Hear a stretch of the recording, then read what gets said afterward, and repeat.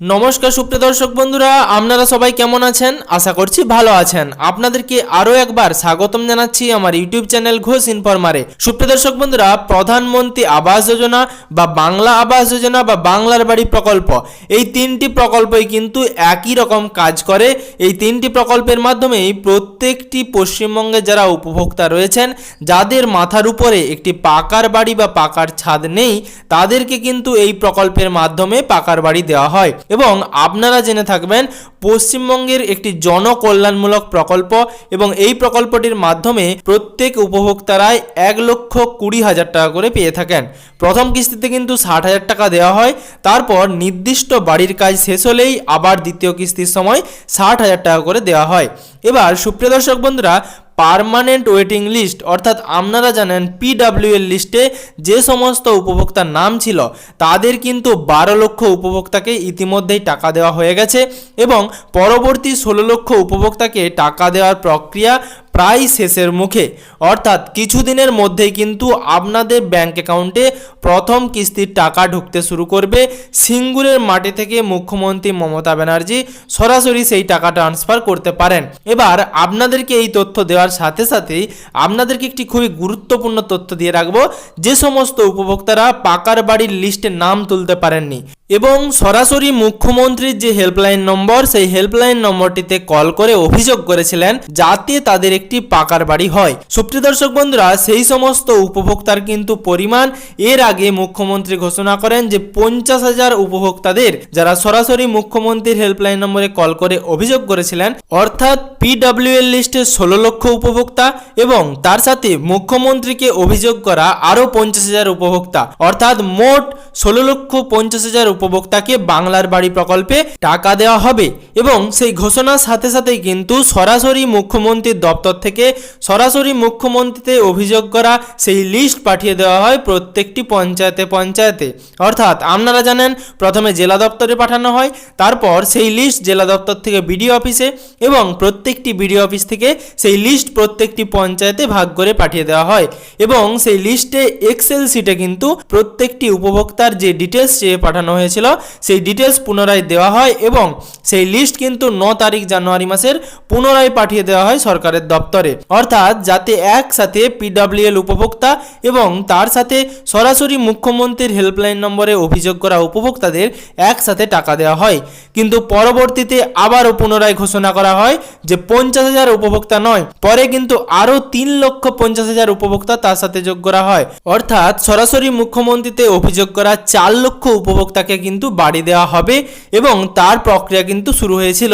তাহলে 16 লক্ষ উপভোক্তার সাথে আরও 4 লক্ষ, অর্থাৎ মোট 20 লক্ষ উপভোক্তাকে একসাথে টাকা দেওয়া হবে কিনা এই সম্বন্ধে কিন্তু কোনো রকম তথ্য বর্তমানে নেই। কারণ যখন প্রথম 50,000 উপভোক্তাকে টাকা দেওয়া হবে বলা হয়েছিল, সেক্ষেত্রে কিন্তু একটা সম্ভাবনা ছিল 16 লক্ষ উপভোক্তার সাথে 50,000 উপভোক্তাকে টাকা দেওয়া হতে পারে।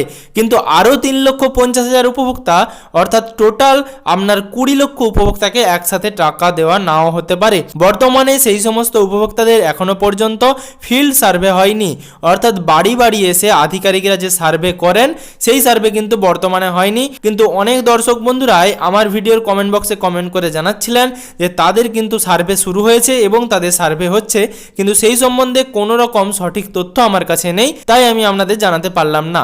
কিন্তু বর্তমানে যখন সেই ফিল্ড সার্ভে শুরু হবে, যারা গ্রিভেন্স পোর্টালে অভিযোগ করেছিলেন, তখন আমি কিন্তু আপনাদের আপডেট দিয়ে জানিয়ে দেব। তবে বর্তমানে 16 লক্ষ উপভোক্তা, অর্থাৎ PWL লিস্টের 16 লক্ষ উপভোক্তাকেই বাড়ি দেওয়া হবে। খুব শীঘ্রই আপনাদের ব্যাংক অ্যাকাউন্টে টাকা ঢুকতে শুরু করবে প্রথম কিস্তির টাকা, যেটা 28 জানুয়ারি দেওয়া হবে বলে ঘোষণা করা হয়েছিল। তার সাথে আপনাদেরকে আমি জানাবো, অনেক জেলাতেই বিভিন্ন পঞ্চায়েত দপ্তর থেকে বা বিভিন্ন এলাকাতে টাকা চাওয়া হয় বা উন্নয়ন ফি হিসেবে আপনাদের কাছে 1000 টাকা, 500 টাকা অথবা তারও বেশি পরিমাণ টাকা চাওয়া হয়। সেক্ষেত্রে যদি আপনাদের কাছে এরকম অভিযোগ থাকে, তাহলে আপনারা কোথায় যাবেন? তাহলে কি আপনারা সরাসরি মুখ্যমন্ত্রীর হেল্পলাইন নম্বরে কল করে অভিযোগ করবেন, নাকি অন্য কোনো অভিযোগের নাম্বার রয়েছে? সেটা আমি আপনাদেরকে এই ভিডিওর মাধ্যমে জানাবো। অবশ্যই ভিডিওটি শেষ পর্যন্ত দেখবেন এবং তার সাথে চ্যানেলে নতুন হয়ে থাকলে অবশ্যই চ্যানেলের সাথে যুক্ত থাকার জন্য এবং গুরুত্বপূর্ণ আপডেট পাওয়ার জন্য চ্যানেলটিকে সাবস্ক্রাইব করে নোটিফিকেশনের বেল আইকনের অল বাটনটি প্রেস করে রাখবেন, যাতে সবার প্রথমে সমস্ত রকম আপডেট পেয়ে যান। সুপ্রিয় দর্শক বন্ধুরা, বাংলার বাড়ি প্রকল্পের উন্নয়ন ফি অথবা একটা টাকা চাওয়ার ব্যাপারে যে তথ্য, সেটা কিন্তু আনন্দবাজার পত্রিকায় 2025 সাল, সেই 2025 সালের প্রতিবেদনটি কিন্তু বাংলার বাড়ি প্রকল্পে এর আগের বারের 12 লক্ষ উপভোক্তাকে যখন টাকা দেওয়া হয়েছিল তখন এর প্রতিবেদন। তখন কিন্তু পূর্ব বর্ধমান জেলার কোনো একটি ব্লক থেকে অভিযোগ করা হয়েছিল যে তখন তাদেরকে উন্নয়ন ফি চাওয়া হচ্ছে বাংলার বাড়ি প্রকল্পে টাকা দেওয়ার জন্য, এবং সেই উন্নয়ন ফিটা কারোর কাছে 1000 টাকা, কারোর কাছে 500 টাকা, কিংবা কারোর কাছে তারও বেশি। সেই ক্ষেত্রে আপনাদেরকে কিন্তু সরকারের তরফ থেকে সরাসরি নির্দেশিকা দেওয়া হয়েছিল যে আপনাদের জন্য একটি টোল ফ্রি নাম্বার জারি করা হয়েছে, এবং আপনারা সেই টোল ফ্রি নম্বরে কল করে এরকম কোনো উন্নয়ন ফি বা কোনো রকম টাকা চাওয়া হলে আপনারা সরাসরি অভিযোগ জানাতে পারেন। সেই সম্বন্ধে যাবতীয় তথ্য আপনাদেরকে দেব।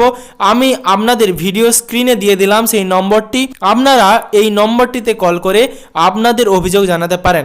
অর্থাৎ বাংলার বাড়ি প্রকল্পে আপনারা যখন প্রথম কিস্তির টাকা পাবেন অথবা আপনারা যখন দ্বিতীয় কিস্তির টাকা পাবেন, যদি কোনো অসাধু ব্যক্তি আপনাদের কাছে টাকা চায়, অর্থাৎ আপনাদের কাছে উন্নয়ন ফি বাবদ বা কোনো রকম টাকা বাংলার বাড়ি প্রকল্পের জন্য চেয়ে থাকেন, সেক্ষেত্রে আপনারা এই নম্বরটিতে কল করে সরাসরি অভিযোগ জানাতে পারেন। কারণ এই নির্দেশিকা সরাসরি মুখ্যমন্ত্রীর দপ্তর থেকে জারি করা হয়েছিল, এবং এই টোল ফ্রি নম্বরটিও মুখ্যমন্ত্রীর দপ্তর থেকে জারি করা হয়েছিল। কারণ 6 দফায় যাচাই প্রক্রিয়ার পরই কিন্তু আপনাদের বাড়ির লিস্টে নাম উঠেছিল এবং আপনারা বাড়ি পাওয়ার যোগ্য। সেক্ষেত্রে কোনো রকম টাকা কোনো অসাধু ব্যক্তিকে দেওয়ার কোনো রকম প্রয়োজন নেই, এরকমই কিন্তু নির্দেশিকা সরকারের পক্ষ থেকেও ঘোষণা করা হয়েছে। আপনাদেরকে জানাবো, সরাসরি মুখ্যমন্ত্রীর হেল্পলাইন নম্বরে কল করে আপনারা এই অভিযোগটাও জানাতে পারেন, কিন্তু সেক্ষেত্রে কোনো রকম কাজ হবে বলে আমার মনে হয় না। সেক্ষেত্রে কোনো সরাসরি প্রকল্প নিয়ে যদি আপনারা কোনো রকম অভিযোগ করেন, সেক্ষেত্রে আপনারা তাদের সুরাহা পেতে পারেন।